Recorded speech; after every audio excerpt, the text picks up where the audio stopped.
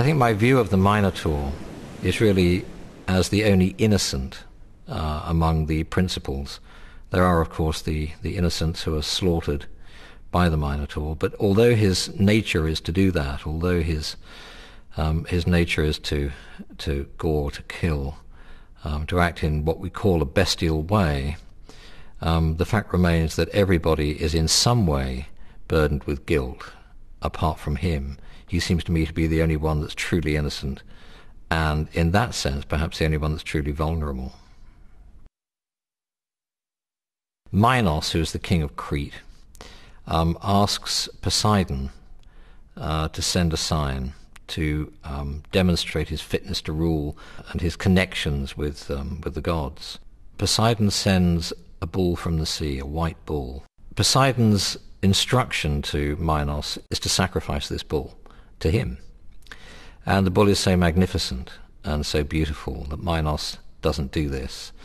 He sacrifices another bull instead and keeps the bull from the sea. Poseidon's revenge for this act of rebellion, as it were, is to cause Pasiphae, Minos' wife, to conceive an unnatural lust for the bull, which she manages to consummate, and the issue is the Minotaur. When Harrison Birtwistle first proposed to me the notion of doing an opera about the Minotaur, there were two things that particularly interested me. One was Ariadne standing on the beach at Naxos gazing out at the coming years, which is very much the vision I have of her. And I think that vision transferred, as it were, to or stood for the opening moment in the opera, where Ariadne is on the beach watching the ship with the black sails come in, on board which are the innocents who will go in to be killed by the Minotaur, and Theseus, who has put himself aboard, his purpose being to slay the Minotaur and cancel the debt that Athens pays to Crete.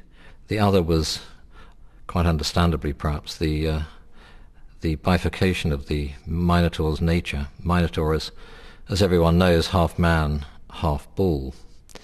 And the bestial half is what most people tend to think of, consider. And I was interested in the bestial half because the human half of that divided creature is likely to seem the most virtuous half. But this was an anthropocentric notion that I thought I could comfortably lose. So when the Minotaur says, "I look through the eyes of the beast to find the man," or sings it rather, I detected a struggle in that.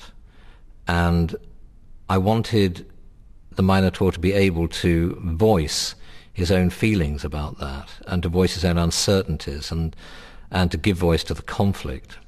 Although there is this dual nature in the Minotaur, and perhaps the assumption is that the better of the two natures is the human side, I'm not sure that I would necessarily assume that to be the case.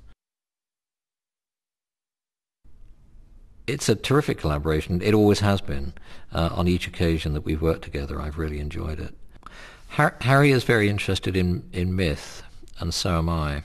And I'm interested in the way that myth informs the lives, the modern life, as it were, the lives we live now.